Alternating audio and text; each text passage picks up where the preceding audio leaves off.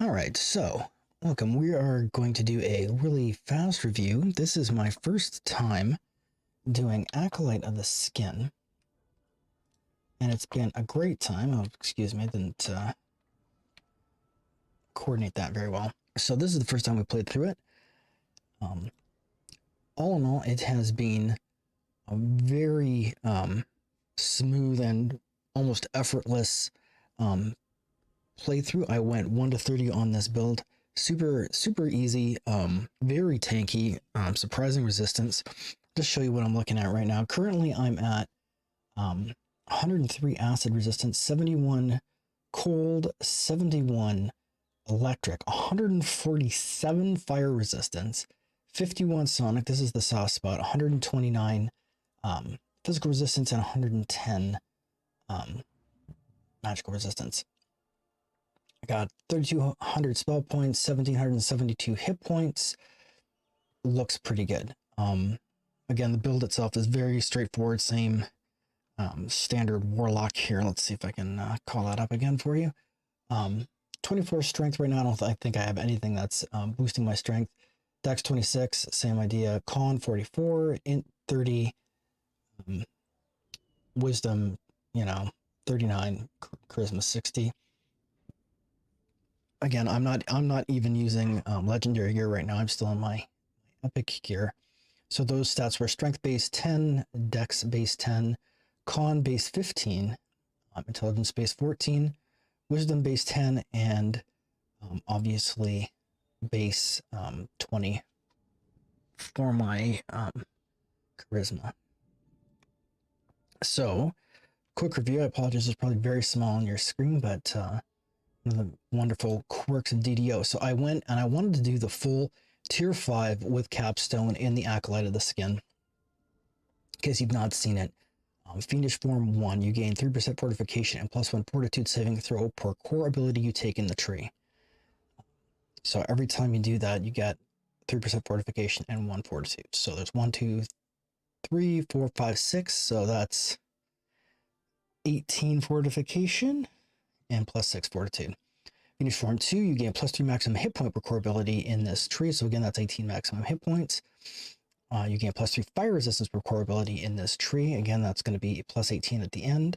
You gain +3 magic resistance per core ability. So that's going to be 18 at the end. Physical resistance and universal spell power for each core ability you spend in the tree. So that's 18 physical resistance at the end, and then 18 universal spell power, which is kind of huge. And then finally, the last one is +4 charisma, +20% competence bonus to HP. You gain spell resistance equal to your charisma score. I will say this, that functionality is broken. My charisma is 60, my spell resistance is 49. You will notice that those numbers are not the same. And at one point in time, my spell resistance was, my charisma was 57 and my spell resistance was 54, and somehow it went down.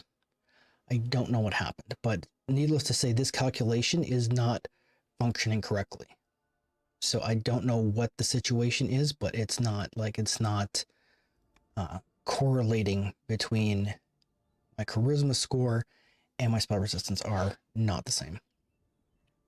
Anyway, that's a minor gripe because I saw the flash go off every now and again, but it's not that big of a deal in my opinion. So how did I do this? I took resilience of body in the first tier. You gain additional +2 physical resistance up to +6. You gain +10 fire power and +4 universal spell power. That's power of desecration. And then I took just 1 in the resilience of souls because I had to get to the next tier. Mind rack, your Eldritch Blast melee and range attacks reduce the will saving throw of the target by -1 for 6 seconds. This effect stacks up to 4 times. That's relevant later. Power of desecration again, more of the same, more fire and universal spell power. Hellfire, your damaging spells now bypass 15 points of your target's fire resistance. So that's kind of handy to have because fire is the most singular resisted element in the game. So you want to make sure that you get as much bypass as possible. Then I took this. This was fun. Fiendish Glare. Oh, apparently I've been reconnected to chat. Unleash your fiendish power as you fire your Eldritch Blast at a cone in front of your eyes. All enemies caught in the burst take d6 evil damage plus any other effects and damage your Eldritch Blast produce. It may become feared just at the glimpse of your true form. This ability shares cooldown with Cleave, and the damage scales with spell power. Okay, so this is basically like the aura from the enlightened spirit, but it comes out in a cone in front of you. Um, Surprisingly, a lot of people complained about this. I liked it. It actually worked really well. Now, I got some gripes with the fear effect, but this actually worked pretty well. Again, and just like everything else, you can empower, maximize, whatever to get more damage out of it. So this was really fun.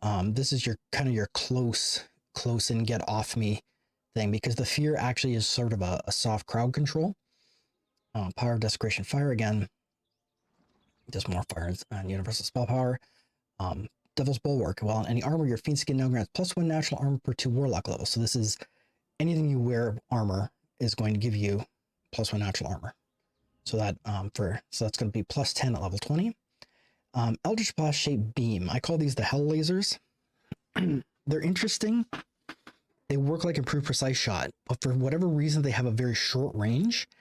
Even though they do have good blast damage, it scales with 125% spell power, which is more than the other blasts.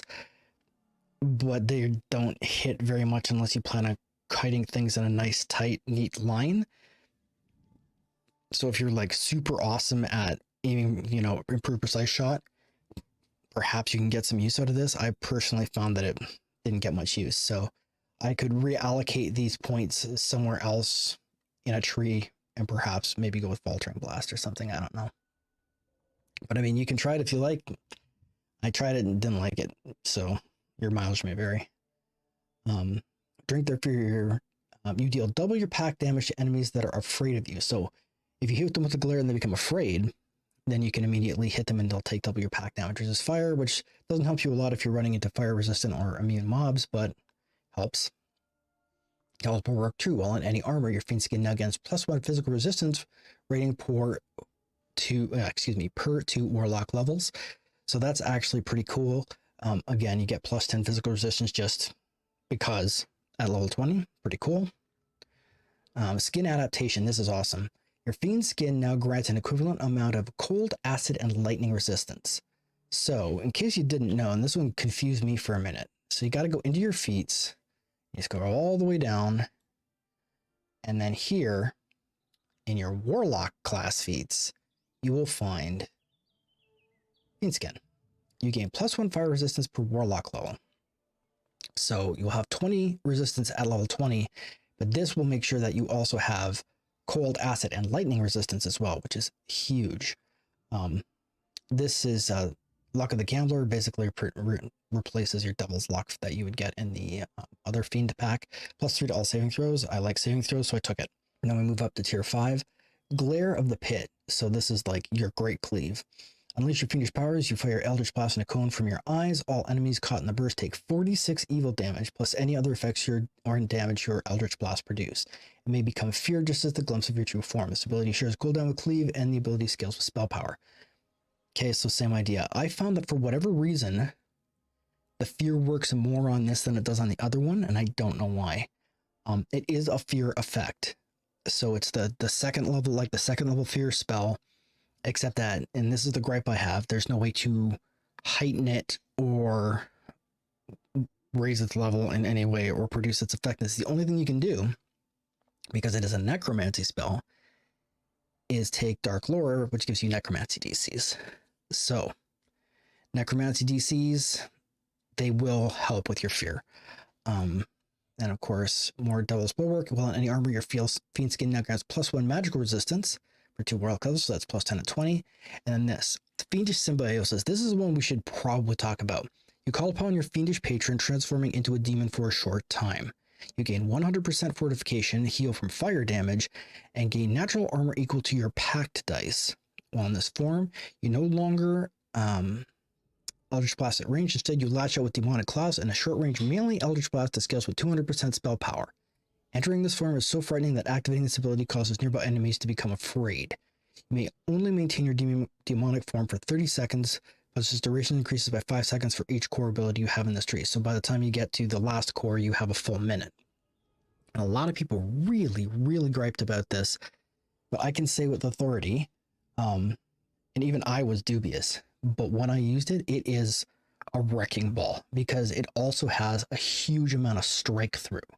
I don't know how much strike through it actually is, but it's a lot. It was hitting everything around me, or at least everything in front of me, and it just swipes through them, and it was great. Even against stuff that was a fire immune or resistant, it was great. Also, you're healed by fire in that. That's kind of gets glossed over in there. You know, you heal from fire damage, and that's, and like it kind of gets glossed over, but like you're no longer taking fire damage. Not only you're not taking, you're being healed by it. The only downside is that your fire resistance factors into that. So you become resistant, you're healed by fire, but you're also resisting fire, which means that only anything that will be doing fire damage above your resistance is actually getting through. So that's something that like maybe they want to address. I saw it happen a few times, but again, this was, other than that, which is a minor quibble, I thought it was great. So I did this all the time. It was a boss wrecker. Never had a problem with it. And that was in Reapers. Now, in High Reaper, would I recommend doing this? Probably not. But in, I ran everything 1 to 20, Reaper 1. Even quests I don't normally run Reaper because they're annoying. I ran it on Reaper and it was a cakewalk. I just smashed my way through it. It was a joke. So, pretty good overall. So this tree is solid. It does work. It is resistant. It is tanky. So, you know, for all those people in Doomsayers that were griping that it's not any good, they were barking up the wrong tree. I had a good time with it. And as my secondary tree, I took obviously the Tainted Scholar. So why did I do the Tainted Scholar and not the Soul Eater? Well, there's a couple of reasons. First off, this has a very different, I shouldn't say very different, but a different Eldritch Blast scaling. So you're actually getting more blast damage from Acolyte of the Skin than you are from the other packs. So you want to kind of lean in on that, because if you're going to take the tier 5s up in here, which I would recommend if you're going to run Acolyte of the Skin, otherwise you're going to run into problems. But if you're going to do that, then it blocks out all of these. And this is where all of the good stuff really that you're looking for is happening in Soul Eater. I know Cone Blast is a real good time, but with the rescaling of the blast powers, Chain Blast suddenly becomes viable again, and it was, and that's what I used throughout this entire this life was was the chain shape. Amazing. I just blasted through everything. It was never a problem. I even fought bosses with it. Didn't really care that much. It was fantastic, good times. And so you want all the blast damage, all the increased blasting speed and the whole bit. You're not going to get the capstone, obviously, which would have been amazing, because you're getting this capstone over here. But this is, in my opinion, it's worth getting this. But you could rejig this in such a way, if you were so inclined, that you had like 34 here to skip this to get 40 here to get this, and you might be better off. So you kind of reverse the standard DPS build where you do capstone and Tainted Scholar and then tier 5 over here, and then you just forego the +4 charisma and +20 competence hit points. But bear in mind, the +20 competence hit points is kind of huge, and so that does help a lot. But that being said, if you're really dying, you can get a lot more blasting power out of this. Your mileage may vary. You might find that that's good. I enjoyed this because I like not dying. The only time I died in my entire experience was when I stood in traps and Prove Your Worth like a dummy. And that was how I died. So realistically, it's a very strong, like a lot of people gripe, but it splits the difference between hard DPS and tanking. And I think that's pretty fun, at least for if you're going to, like, it was a very easy TR. Let me put it to you that way, even with the fire resistance. So anyway, Tainted Scholar, straight up stuff. Got all the spell points, Utter Dark Blast, obviously. Chain Shape. Stunning Blast, didn't get a lot of use out of that. I'd probably swap it up for something else. Confusion, only took this because it goes to Bewitching Blast, which is amazing. Bewitching Blast saves you a lot. Again, soft crowd control. You get a bunch of guys that are suddenly beguiled and they're running around standing there or attacking themselves. Good times. Additional pack damage. You want as many bonus pack dice as you possibly get. Enervating Shadow. This is cool because this is actually a blast shape, not a stance. Okay, so this is a stance. Utter Dark Blast is a stance. Faltering Blast is a stance. This is a shape. So when you switch off your chain, you get this. And this is just a straight up better, your Eldritch Blast seeks out enemies. I never saw it seeking out enemies, but it's probably got a little soft targeting in there, and inflicts a negative level 10% of the time, which I saw proc all the time. It also scales with 150% spell power, so it's actually just straight up better. It's just 25% better than your standard Eldritch Blast. So once you get this, you just throw your standard Eldritch Blast out the window and forget about it forever, and this becomes your single target blaster for bosses and stuff. Amazing. So pretty straightforward. In the last few points, 1 point in the Soul Eater, and then just to get Taint the Blood, your Eldritch Blast melee and range attacks reduce the Fortitude saving throw of the target, by -1 for 6 seconds. The effect stacks up to 4 times. And all that's doing is just helping, because it's a Fortitude save on your blasts, on your pack damage, so that's just helping get more pack damage. And then I had 8 racial points to spend in the Tiefling tree, 1 Scroll Mastery, more saves because I like saves, and then you gain acid resistance equal to your character level, because because Tiefling is already giving you fire resistance, and it gives you +5 fire spell power, so it's a little bit additional spell power, but this is stacking. This is, you gain acid resistance, and I'm pretty sure this is a racial bonus, because as you can see, my fire and acid are much higher than my other resistances, like significantly higher. Okay. So that's basically how I did that. You want to go through the feats. I mean, there's nothing to see here. It's very straightforward, standard warlock stuff. Probably keep these epic ones out. So epic pack dice, epic spell power fire, epic spell power light, epic spell power positive. Those were my destiny feats, epic feats, epic damage reduction, epic eldritch blast, intensify, Wellspring of Power. Again, pretty straightforward stuff. Legendary feat was Sign of Celestia, which is +4 DCs of evocation, +2 the DCs of other spells. 150 maximum hit points, +20 positive light and alignment spell power, +20 universal spell power, +15% crit damage with positive light and alignment spells, +10 universal spell crit damage, +4 to will saves. Cool. Past lives, pretty straightforward. The energy criticals is the one that's the most valuable here. The rest of it is whatever you got. Eyes of the Reaper, just because it fits the theme. Meta magic feats. Empower spell, heighten spell, maximize spell, quicken spell. Again, standard warlock stuff. Let's see, I don't think there was anything else. Took mental toughness. And the rest of this is just the auto-granted warlock pack feats. There's nothing to see in there. Where were my past lives? Somewhere in here. Past lives. I thought I took Arcane Initiate. I'm not sure where that shows up. The past life feat. Yeah, Arcane Initiate. I thought I took that as an active feat. Where that shows up. Martial feats. Feats, that doesn't matter. Could have sworn I took it. Do have the completionist feat. So there's that at least. Heroic past life alchemist. So these are all my heroic past lives. Those are my iconic past lives. Yeah, okay, that's right. It is this. It's Arcane Initiate. You're called more about your past life as a wizard. +1 of the DCs of all spells. So there you go. Alright, I apologize for the dead air. So really nothing exciting to see. My spells look like this. Featherfall, jump, shield. Your standard stuff. Blur, invisibility, because I couldn't think of anything else in web. Crushing Despair, which I believe is added as one of the warlock spells.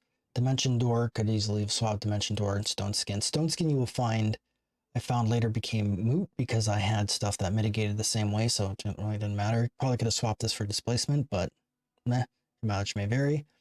Death Ward, that's a pack spell. Everett's Black Tentacles, a standard for warlocks.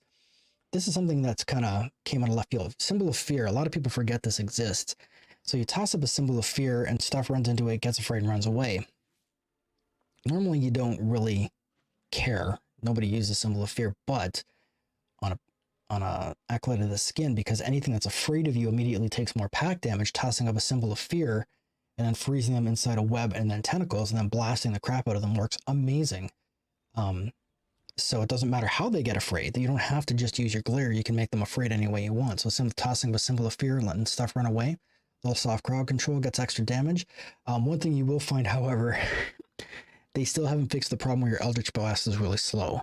So stuff hits the symbol of fear or your packed blast or whatever and becomes afraid, and then it just runs straight away from you. And not only does it run away from you, it runs away from your blasts too, because everything is sprint boosted in the game, right? So that's something that kind of needs to be addressed. There needs to be a slowing component. Some of them do get slowed or paralyzed if they really bomb the save, but most of the time they just get the shaken face and run away.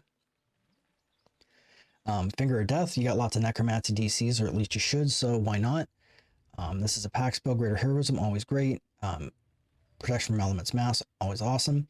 Arcane Tempest, you just gotta love drawing them in the Purple Rain. And then Wail of the Banshee, which I have here and then just straight up never used. I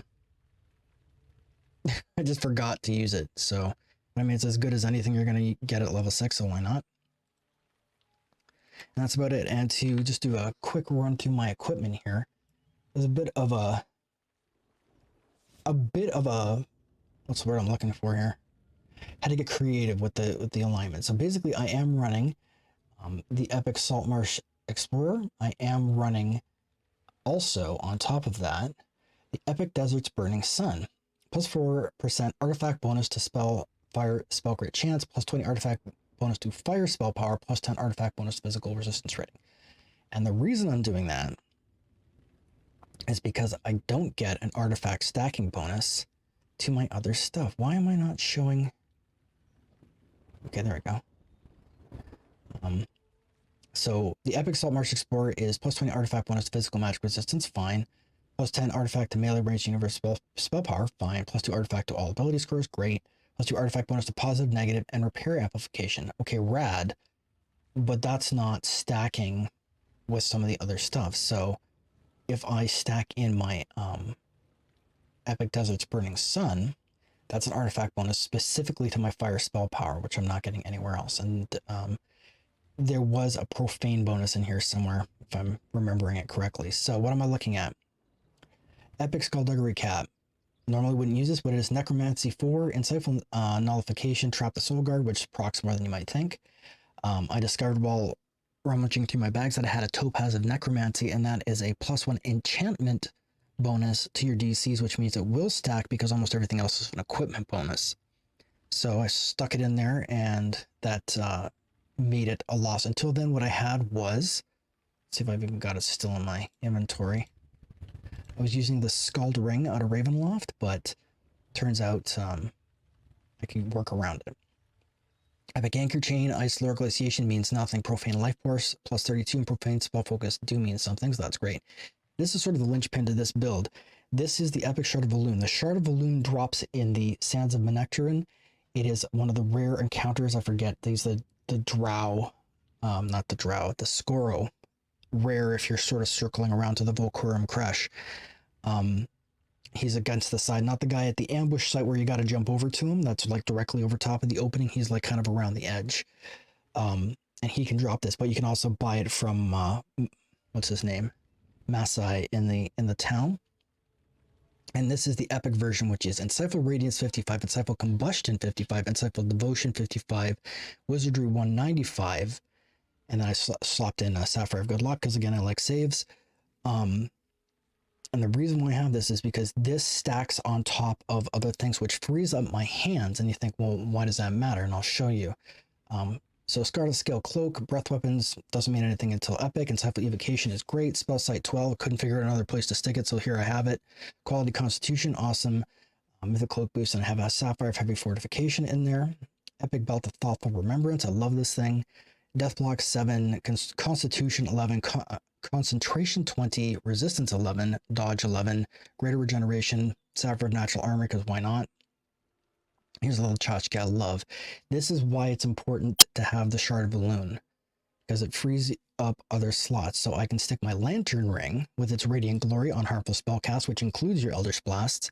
Do an additional 3 to 18 light damage. This goes with light spell power. So that's scaling 3 to 18. Radiance Lore, one is that 8. So that's 18% equipment bonus to their chance to crit. Radiance 144. Insightful Wisdom 2. It's got a Diamond of Wisdom 11 in it. Doesn't really matter all that much, but whatever. More gives you more will saves, so good enough. Epic Cinder Fingers. So Fire Lore 16, Combustion 111, Evocation 4, Resistance 8, Web Immunity. That's awesome. Sapphire of Healing Amplification. Again, this stacks because what we're trying to do is to free our hands up. Epic Firestorm Greaves. These drop from Vorvan Darkfor out in Sands of Nectar, and he's the Noel over by the mines. And it drops, and it can drop in him. If it's not him, it's the guy up on top of the, if you circle around to the top, Commander Erolf, or one of those guys. They both spawn in the same place. Anyway, you get, so, but you can buy, again, you can buy these from Mass Ice, so it doesn't really matter. Fire Absorption 27, Fire Resistance 36, Magical Sheltering 24, and Speed 30. That's awesome. Slap the Constitution, Diamond of Constitution in there. And they are Epic Burning Sun. So this and this complete the set, which gets me my additional firepower, which stacks. Epic Salt Pearl Ring, again, drops in the wilderness out in Salt Marsh. Cypher Charisma 4, Sonic Lore and Resonance mean nothing, but Enchantment Focus +4 is awesome. And it has a Diamond of Charisma +9 in it, just so I've got all my Charisma on one slot. Epic Driftwood Bracers, again, these are out of Salt Marsh. And Cypher Wisdom 4 means nothing. Excuse me. Healing Lore, Devotion, Wizardry, Superior False Life, just for more hit points, because why not? These kind of went in and out of the build as I was going through. And lastly, what I consider the best light armor in the game, the Epic Tourney Armor, which is +6 Enhancement, Sheltering 24, Protection 8, Parrying 4, DR 15 Adamantine, which makes Stone Skin moot, Mithril, and Greater Nimbleness, and I slapped a Sapphire Resistance +8 in it, because why not? And lastly, the Summoner Spectacles, because you can't get better conjuration focus than this in the game until Epic, so, until Legendary, so slapped in there. It has my Master's Gift in it because it never comes out of my build. And then lastly, this is why it frees up your hands to use this, the Epic Immaculate Globe, +6 or bonus, permanent efficacy. This is the kicker. +20 alchemical bonus to each spell power. That's stacking spell power bonus. So that stacks with the insight, it stacks with the equipment. So that's a big bonus that just kind of gets glossed over. Superior stability, I'm true neutral, so it gives me +6 deflection bonus to AC and a +6 resistance bonus to saves for characters true neutral. Elemental resistance 30, so that's all resistances +30. The only other way to get that in a single slot like this is to use the Draconic Soul Gem, which only drops in the Fall of Truth raid, which nobody runs anymore because all the gear is outdated. And then you have to hope that you get it, and it's a minimum level 25 augment, so you can't use it until at least level 25. So this is a better way to get the same thing. And then Spell Penetration 6, which is great. Ruby of Impulse, because why not? And then finally, because it frees up my hands, it also gives me a slot. I can use an Epic Scepter of Impulse, which comes from the Borderlands, which is Impulse, Insightful Impulse 55, Insightful Wizardry 97, Kinetic Lore 16. So now my Tentacles and my Purple Rain and anything else that uses force damage is going to be pretty much as empowered as you can get your force damage to be. That's amazing. I really don't see a problem with that. And it gives you a little bit of flexibility if you want to swap over to use like Faltering Blast. Suddenly your force damage isn't way behind your radiance. So that gives you an opportunity to do that if you want. And so I thought that was a really interesting way to work this kind of problem around. For leveling, I mean, realistically, it's just best of what you can find. You want fire, you want radiance and force, slap it on the best you can. It's pretty easy stuff ultimately, till you get to 20. The real gear shifting happens at 20. I will say that at certain points I was swapping things in and out. I was using the Epic Silver Flame Bracers, and I was using the Ring of the Archbishop. So I was pushing these things around. I had different tchotchkes setting around inside here to make things work so that I could keep my Burning Sunset together. It hurts because I would rather be using my crocodile skin boots, but Silver Flame Bracers, again, these come out of Epic Catacombs, Radiance Lore 18, Radiance 122. That's awesome. The problem is that without this, you're just straight up better off using the caster sticks out of Borderlands. That's just, I really hope they add some more gear options in, because they are absolutely the best option for almost everything, unless you've got real workarounds like what I did to make it happen. But that was how I handled this problem. So I should probably talk about my epic destinies. Again, this is probably not surprising. This is almost identical to what I did with my alchemist, the fire alchemist. Almost everything went into exalted angel because the synergy is just too good with the radiance and fire. All the cores in here. I did take the one that does damage when you do the leap of faith. I ran in the angelic form the entire time. Born in flame, fire and light power. Sun pillar, because radiance is better than fire. Just is.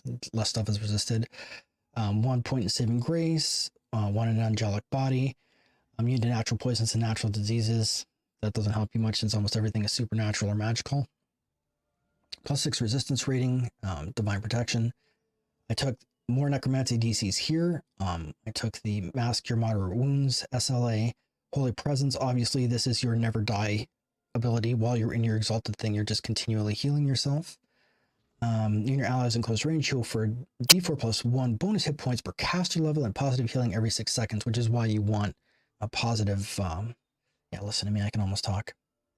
A devotion item, thank you, to get your positive spell power up. So anyway, purity of mind and soul, +15 positive, negative, and repair amplification. More healing is more healing. Enhanced meta magic maximize. This was at the very end. I took this, so you could just turn maximize on and forget about it. Holy command, I took this at the end. Angelic soul, I took this at the end. +10 magical resistance rating, 15 damage absorption.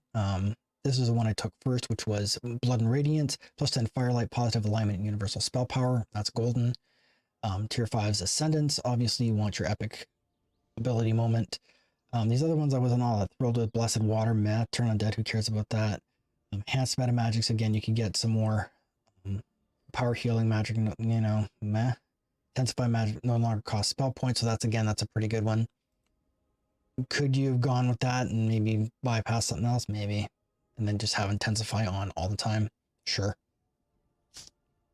Your miles may vary. And then, of course, Holy Fireball, because this synergizes with everything. It's D3 +9 fire and light damage. So that synergizes with everything we're doing. Couple of points in Primal Avatar. I think I got 6 in here.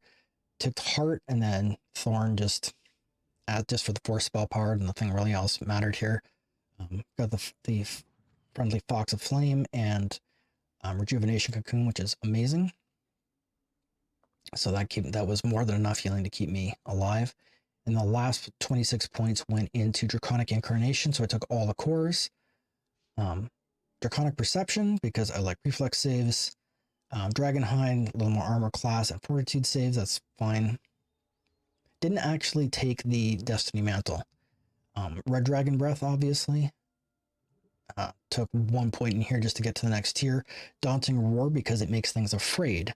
And when things are afraid, they take more pack damage. Scales of the Dragon just gives you more resistance. Took Evocation DCs over here. You can take Conjuration if you want crowd control or what, but this helps your blast, so why not?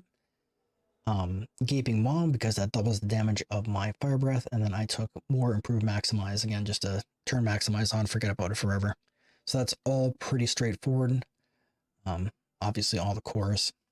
So that's +1 bonus to spell DCs, 50 spell points, 5 spell power associated with chosen, 5 universal spell power for every core. Draconic Heritage, -5 spell point cost, spells no longer need material components, so you can throw your components away if you want. Elemental Blood, -5 spell cost on all spells, again, so now you're at -10. You have 15% chance to gain 10 temporary hit points for every character level that lasts for 10 seconds for every time you cast something with fire, which is every one of your blasts. -5%, so now you're at 15. On your spell point cost, your Draconic Heritage, eschew materials is improved. Your spells no longer need special material components. That's so if you needed like granite and stone dust or anything else, or like stone skin or something, you wouldn't need it. But overall, that's great. Leap of Faith is obviously amazing. Deepening Faith, spell point pool increased. Astral Touch, Firelight, and Universal Spell Power each also grabs bonus to all DC. So this stacks up quickly. So yeah, that's that's the entirety of it. Again, it's a warlock, very very similar to a fiend lock. I enjoyed it. I would gladly run through these again. In fact, I will probably do an Acolyte of the Skin best of to see, you know, which race makes the best Acolyte of the Skin. Obviously, there's amazing synergies with Tiefling, which is what I did here, but I'm sure that you could get away with Drow or Dragonborn, and it'd be just as good for different reasons. So anyway, that's pretty much it for now. I think I'm going to leave it here. There's not a whole lot of gear review to be done, because again, it's a Warlock, it's a pretty standard build. But I am going to go now, and I'm going to clean out my cache. I'm going to start the process to TR for my next life. You can, of course, always come and see me at Beast Guitar Gaming on Twitch. And I'm glad to talk to you there if you want to hear more about it. But until then, I hope you have a fantastic day wherever you are, and I will talk to you in the next build review. So take care, everybody.